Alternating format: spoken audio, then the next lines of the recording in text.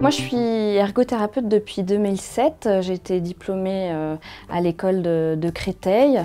J'ai dans un premier temps travaillé principalement dans des centres de médecine physique et de réadaptation, plutôt en service neurologie adulte.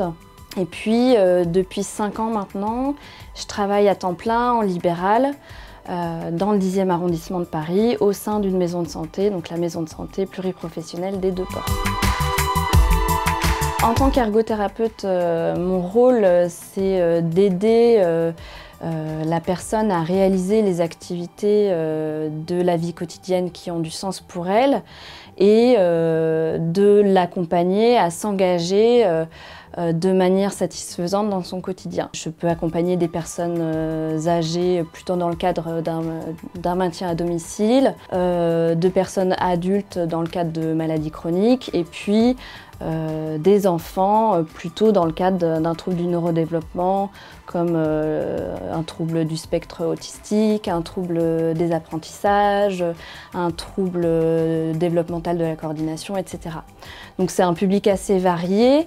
Moi je travaille donc en libéral mais au sein d'une équipe pluridisciplinaire donc composée de médecins généralistes, de kinésithérapeutes, d'orthophonistes, d'infirmiers, de diététiciennes et de sages-femmes. Donc on est une équipe assez variée et donc on a un fonctionnement un peu particulier au sein de la maison de santé puisque l'objectif c'est de favoriser l'accès aux soins pour tous et de coordonner le parcours de soins. Donc on organise des réunions, on tente de fluidifier le parcours en faisant du lien ville-hôpital, on élabore des protocoles pluriprofessionnels, voilà. On est vraiment une équipe, on essaye de travailler ensemble et de se coordonner.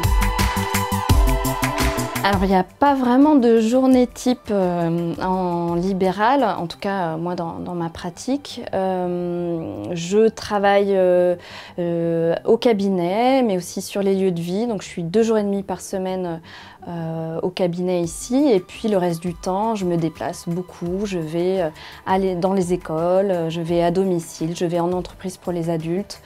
Voilà, c'est très varié et ça dépend du besoin de la personne, de quel problème elle rencontre dans ses activités et du coup de dans quel environnement et dans quel contexte elle évolue. Par exemple, c'est organiser une mise en situation course sur le lieu de vie de la personne pour trouver ensemble des stratégies de planification.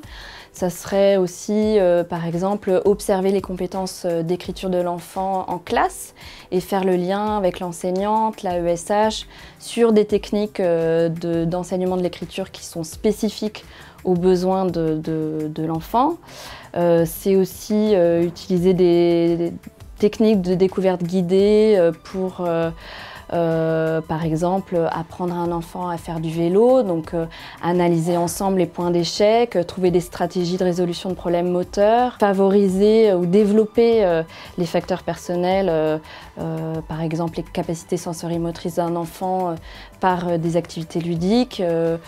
C'est aussi rédiger des rapports pour revendiquer et argumenter le besoin d'adaptation d'un enfant ou le besoin d'aménagement d'un domicile pour une personne âgée ou un adulte qui serait en situation de handicap. Préconiser des aides techniques pour le repas avec des couverts adaptés. En tant qu'ergothérapeute, on peut avoir des actions de prévention. Ça m'est arrivé, moi, d'animer des ateliers de prévention des troubles musculo-squelettiques avec un collègue ostéopathe en entreprise.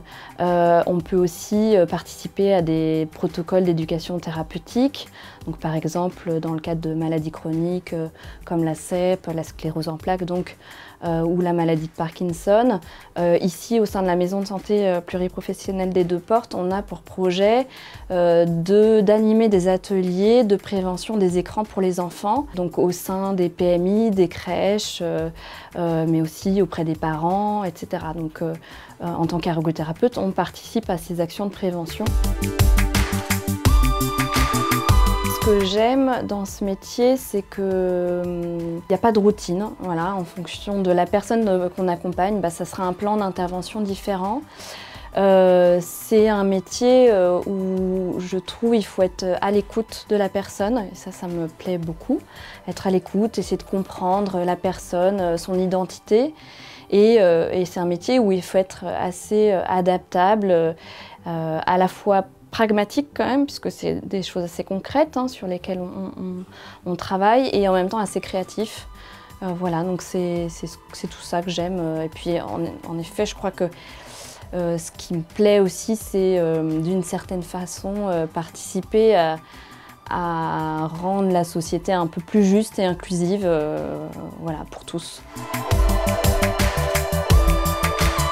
Ce qui me semble primordial, c'est avant tout d'être à l'écoute de la personne, de ses besoins, de ses attentes.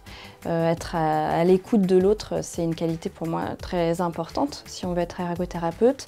Et puis, oui, voilà, être adaptable, flexible et puis créatif. Alors, je pense que c'est une profession d'avenir.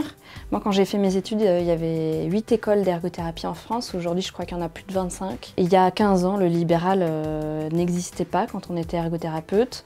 Et là, ça se développe pour plusieurs raisons. Je pense qu'en effet, il y a vraiment une volonté d'inclure les personnes à besoins spécifiques dans le milieu ordinaire, de maintenir les personnes âgées à domicile, de rendre, voilà, d'inclure des personnes qui peut-être présentent un handicap dans le milieu ordinaire. Et voilà, de plus en plus aussi, les personnes sortent rapidement de l'hôpital, on développe voilà, le soin dans la cité de la personne, sur son lieu de vie, dans le secteur des soins primaires. Et je pense qu'on a un rôle à jouer en tant qu'ergothérapeute, oui.